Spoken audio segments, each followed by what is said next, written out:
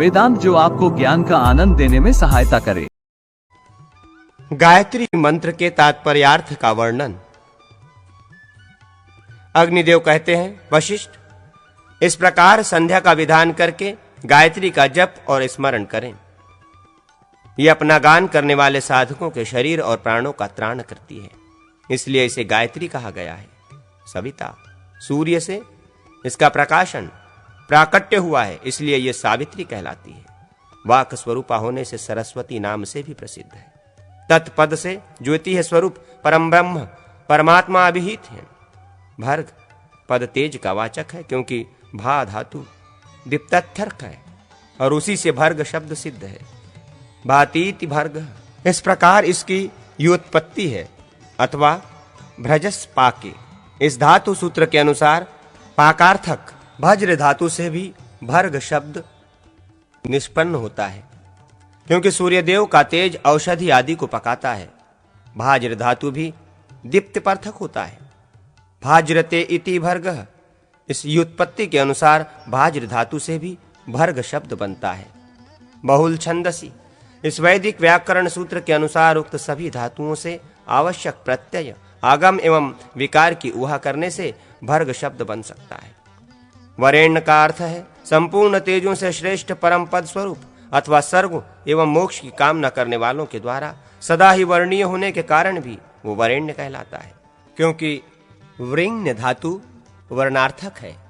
धीमहि पद का यह अभिप्राय है कि हम जागृत और सुषुप्ति आदि अवस्थाओं से अतीत नित्य शुद्ध बुद्ध एकमात्र सत्य एवं ज्योति स्वरूप परम ब्रह्म परमेश्वर का मुक्ति के लिए ध्यान करते हैं। जगत की सृष्टि आदि के कारण भगवान श्री विष्णु ही वो ज्योति है।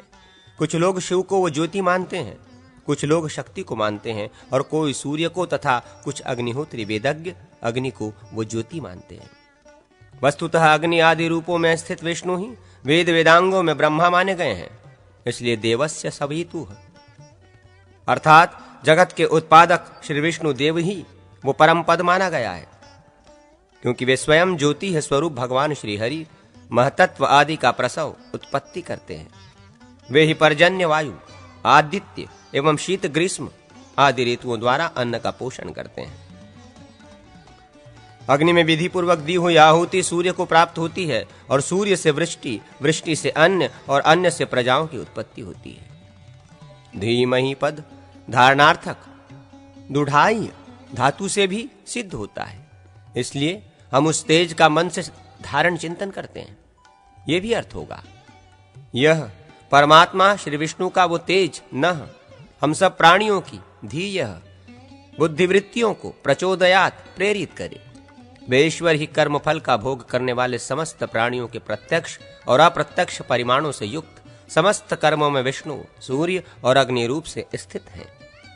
ये प्राणी ईश्वर की प्रेरणा से ही शुभाशुभ कर्मानुसार स्वर्ग अथवा नरक को प्राप्त होता है। श्री हरि द्वारा महतत्व आदि रूप से निर्मित ये संपूर्ण जगत ईश्वर का आवास स्थान है।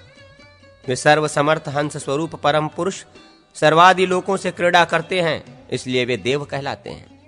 आदित्य में जो भर्ग नाम से प्रसिद्ध दिव्य तेज है, वो उन्हीं का स्वरूप है। मोक्ष चाहने वाले पुरुषों को जन्म मरण के कष्ट से और दैहिक, दैविक और भौतिक त्रिविध दुखों से छुटकारा पाने के लिए ध्यानस्थ होकर इस परम पुरुष का सूर्य मंडल में दर्शन करना चाहिए। वे ही तत्वमसि आदि औपनिषदक महावाक्यों द्वारा प्रतिपादित सचित्त स्वरूप परम ब्रह्म है।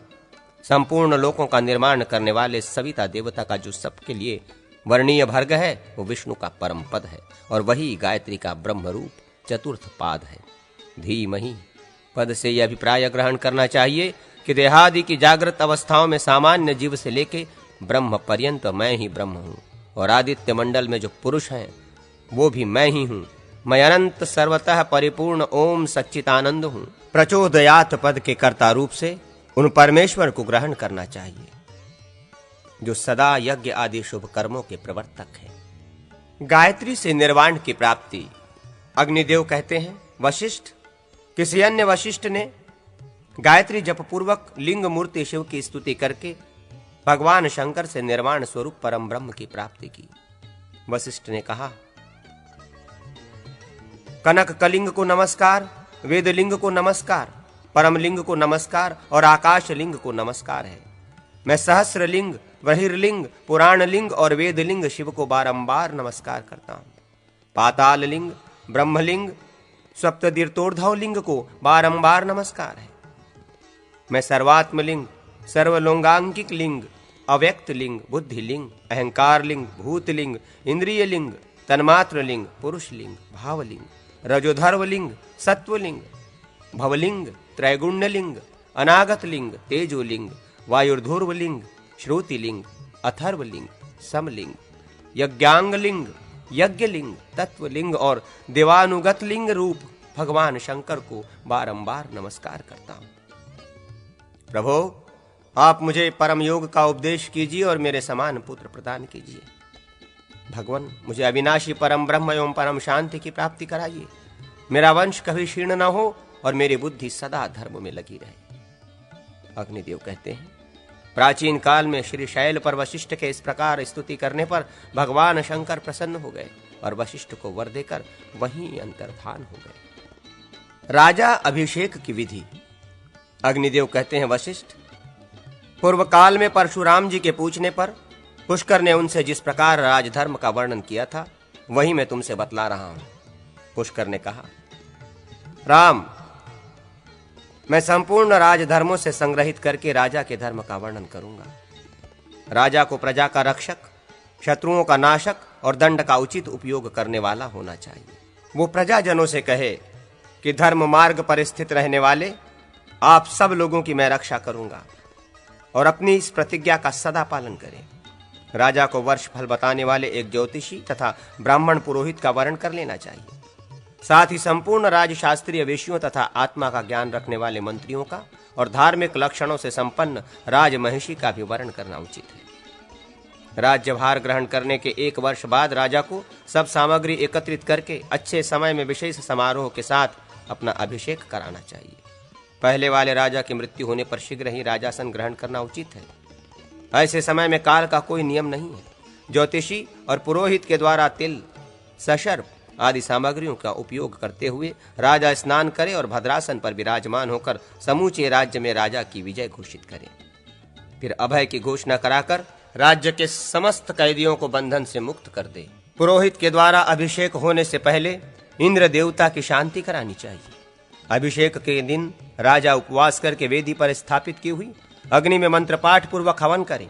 विष्णु, इंद्र, सविता, विश्वदेव और सोम देवता संबंधी वैदिक ऋचाओं का तथा स्वस्थैन, शांति, आयुष तथा अभय देने वाले मंत्रों का पाठ करें।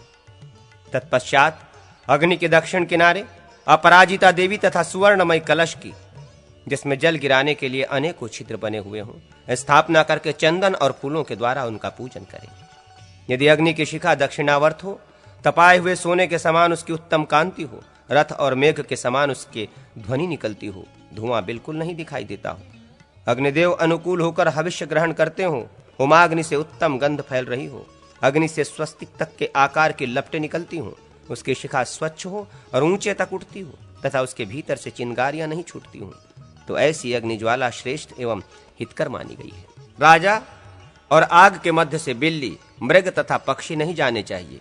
राजा पहले पर्वत शिखर की मृतिका से अपने मस्तक की शुद्धि करे, फिर बॉम्बे की मिट्टी से दोनों कान, भगवान विष्णु के मंदिर की धूलि से मुख, इंद्र के मंदिर की मिट्टी से ग्रीवा, राजा के आंगन की मृतिका से हृदय, हाथी के दांतों द्वारा खोदी हुई मिट्टी से दाहिनी बांह, बैल के सिंग से उठाई हुई मृतिका द्वारा बाईं भुजा, पोखरे की मिट्टी से पीठ, 2 नदियों के संगम की मृतिका से पेट और नदी के दोनों किनारों की मिट्टी से अपनी दोनों पसलियों का शोधन करे।